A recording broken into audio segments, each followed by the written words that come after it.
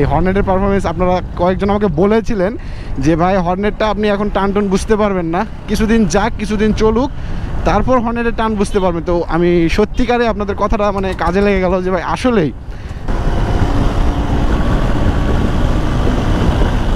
সেই মজা টানলে এসএফের সাথে ভালোই যাওয়া যাচ্ছে। ছেলেরা জিজ্ঞাসা করেছি, আচ্ছা তুই যে এখানে আসছিস তোর ফিলিংস কেমন? ফিলিংস দেখবি কি দেখবি বল কি রে আসলাম আমি যাইতে যাইতে দেখেন আরেকবার। আসসালামু আলাইকুম এভরিওয়ান, সবাই কেমন আছেন? এই তো ভাই ব্রাদার সবাই মিলে আমরা বের হয়ে পড়েছি আমাদের ঐতিহ্যবাহী ঘুঘুডাঙ্গাতে। এই তো সামনে আমাদের তহমিদ ভাই আর সামনে জিক্সার চলে গেল। তহমিদ ভাই চলেন, আপনার এসএফ নিয়ে টান দেন। তহমিদ ভাই এসএফ নিয়ে, পিছনে দেলোয়ার পালসার নিয়ে। তো চিন্তা ভাবনা করতেছি, বহুদিন থেকেই আমাদের ঘুঘুডাঙ্গাতে যাওয়া হয় নাই, তো ভাবনা চিন্তা করলাম চলেন ঘুরে আসা যাক আপনাদেরকে নিয়ে। এই তো সবাই টানাটানি শুরু করে দিচ্ছে, ভাইজারটা আমিও লাগাই। ভাই ব্রাদারদের সাথে একটু এনজয় না করলেই নয়। আমি একটা জিনিস আপনাদেরকে বলবো যে রিসেন্টলি আপনারা যখন বলেছিলেন যে বাইকটা নেওয়ার পরে আমি আপনাদেরকে বলেছিলাম ভাই টান উঠতেছে না, কিন্তু এখন একটা জিনিস আমি খেয়াল করতেছি যে হর্নেটে একটা জিনিস আমি খুবই খেয়াল করতেছি, খুবই বললেই চলে, যে যেদিন থেকে আমার 2200 কিলো চালানো পার হয়ে গেছে, 2200-2000 পার হয়ে গেল, বাইকটার এখন তো আমি পারফরমেন্স পাচ্ছি, টান যা পাচ্ছি। চলেন চলেন, সেই মজা লাগে বুঝছেন এখন টানে, জোস। এসএফের সাথে চলতেছে, পিছনে আপনার এই যে এফআই এবিএস আছে, পালসার আছে। তমিত ভাই নাকি 120-এর উপর নাকি টান দেয় নাই এটাতে, বলছে না 120 না কত জানি বলছিল। তো আমি দেখেন পিক আপ দেয় না কত হাজার, 7000 RPM এসএফের সাথে চলতেছে হর্নেট, হেভি মজা।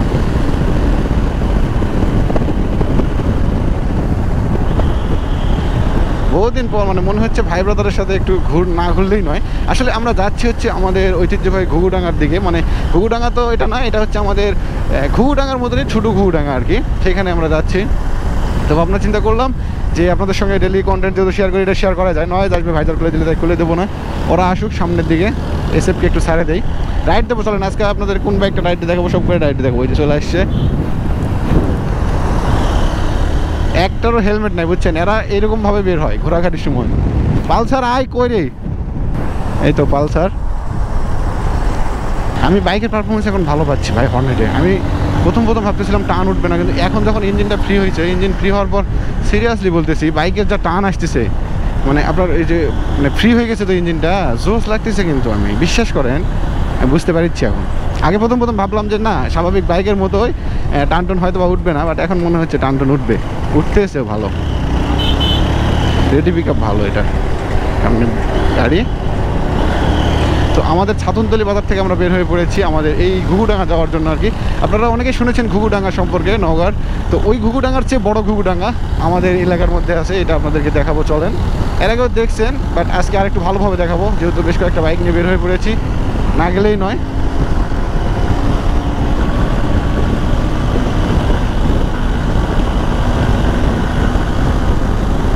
সেই মজা টানলে এসএফের সাথে ভালোই যাওয়া যাচ্ছে, মানে কিছু মনেই হচ্ছে না আর কি।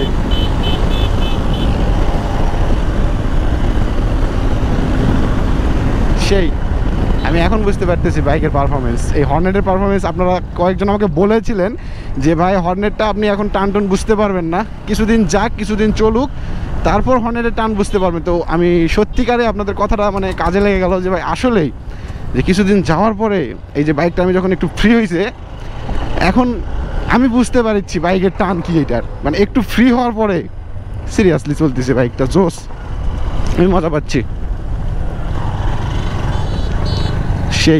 সেই আগের ফিল পাচ্ছি ভাই, আগের টান টনের যে মজাটা পাইতাম এগুলা পাচ্ছি এখন।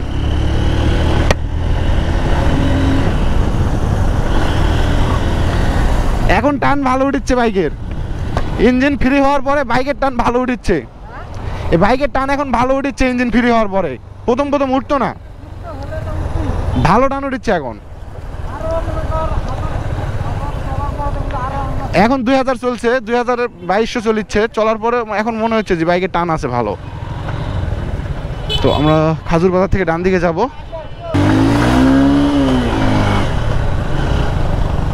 সেই সেই আমার তো এখন সেই ভালো লাগতেছে আমার হর্নেট চালিয়ে, এখন মজা পাচ্ছি আসল হর্নেটের মজা। সিরিয়াসলি প্রথম ভাবছিলাম ভাই টান উঠবে না, কিন্তু বাইক এখন ইঞ্জিন ফ্রি হওয়ার পরে খালি কারের পিক আপ মজা লাগিচ্ছে এখন। হোন্ডার আসল পাওয়ার এখন দেখাচ্ছে।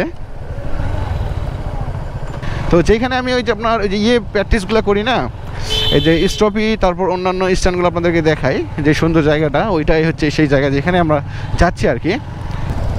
সামনে দেলোয়ার পালসার নিয়ে, আর তমিত ভাই এই যে SF নিয়ে, যেটা কেনার ভিডিও আপনাদেরকে দিয়েছিলাম, আর পিছনে আসতেছে সেলিম FI নিয়ে। তো সবাই আমরা বের হয়ে পড়েছি একটু ঘোরাঘুরি করার জন্য, দেখতেই পাচ্ছেন হোন্ডা, সুজুকি আর বাজাজ। এই যে মূলত এই জায়গার মধ্যে আমি আপনাদের যে স্ট্যান্ডগুলো করে আপনাদেরকে দেখানো হয়। আবার সামনে কিছু করছি, সেই ফিলিংস।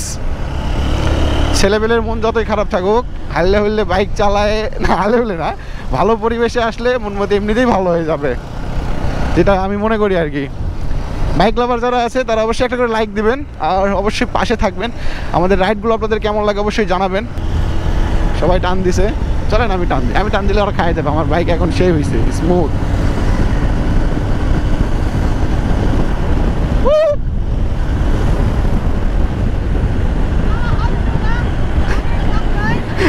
লুকিং গ্লাস নাই কেন? লুকিং গ্লাস নাই কেন?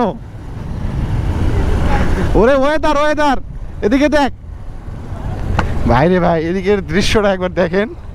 ওয়াও, এটা হচ্ছে আমাদের সেই ঐতিহ্যবাহী জায়গা যেটার কথা আপনাদেরকে আমি বলতেছিলাম। হ্যাঁ, বসার জায়গা করছে, হ্যাঁ বসার জায়গা করছে এগুলাতে।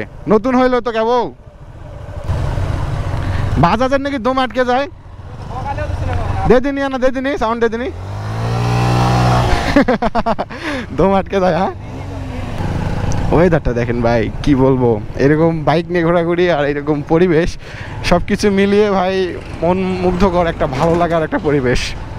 এই যে বসার সিট করছে, এখানে 460টা তাল গাছ, এখানে টোটাল 460টা তাল গাছ। এই জায়গাটায় ঘুঘুডাঙ্গার থেকেও বড়, এরকম সারি সারি গাছ, এর মধ্যে দিয়ে যাওয়া আসা। এদিক তো চলে গেছে রুনা হিলের দিকে, আর এদিকে ওয়েদারটা ওপি লাগতেছে। আসতে হ্যাঁ আসতে, হ্যাঁ তুলবো নাকি? ধ্যান দিনে ওঠে নাকি? সবার কীর্তি দেখেন খালি। কি হইলি না স্টপই দেখদিন, হুইলে চলতে নে, হুইলে উঠা দেখি। এই জন্য এই পর্যন্ত শেষ গাছগাছালি। বাট চলেন আমরা একটু স্টপে প্র্যাকটিসও করবো, একটু হালকা করে হাওয়া ছাড়ে দিই, হালকা বেশি না। বাইকের হাওয়া কমাই দিছি মোটামুটি। তো আমরা স্টপে প্র্যাকটিস করবো, একটু দেখেন কেমন হয়। এইভাবে স্টপে উঠাতে হয়, দেখো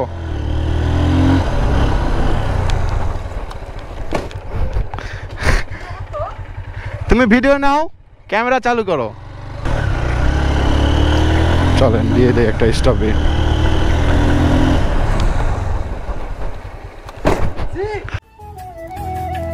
সামনে মারে সামনে।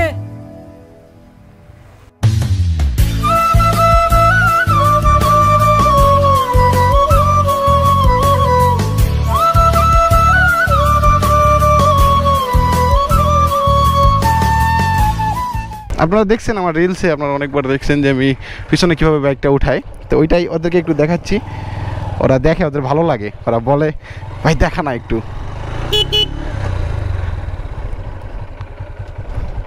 ওইখানে শ্যুট নিব ওরা, আমি একটা দেই, আমার ভালো লাগে এগুলো করতে, আমার সেই লাগে স্টপি হুইলি।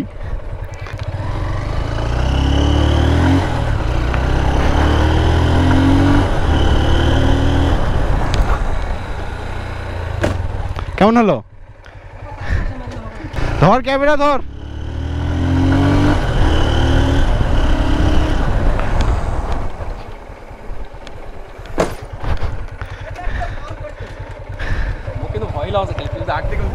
একদিকে উল্টিবে কেন?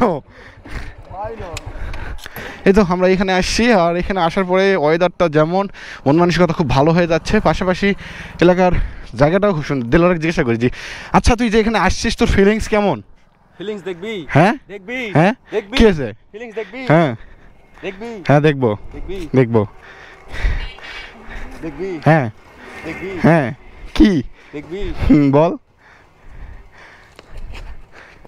কি রে আসলাম আমি ওঠ ওঠ ওঠ, এই এত ভালো লাগছে জায়গা গাইস ফিলিংস এই তোমরা তোমরা এরকম কিছু করতে পেরেছো এর মতো যাই হোক তুই এত ফিলিংস নিয়ে জায়গা কেন আসছিস কোথায় আসলাম আমি কেন জায়গাটা খুব ভালো যাই হোক সবাই ফান করিচ্ছে মজা করিচ্ছে তাহলে ভাই যাওয়া যাক নাকি আপনার বাইক কেমন চলিচ্ছে এখন নাইস ভালো লাগিচ্ছে চালায় ইঞ্জিন ফ্রি হয়ে গেছে না পিরিয়ড তো পার হয়ে গেছে চলো সবাই যাই চলেন আরেকটা রাইড দেই এদিক দিয়ে আপনারা সাথে থাকেন কি পালসার টান দিচ্ছ যাইতে যাইতে দেখেন আরেকবার আরেকবার আরেকবার আমার ভিতরে কাহিনী দেখেন দিল আর এটা বুঝছেন দিল আরেকবার আরেকবার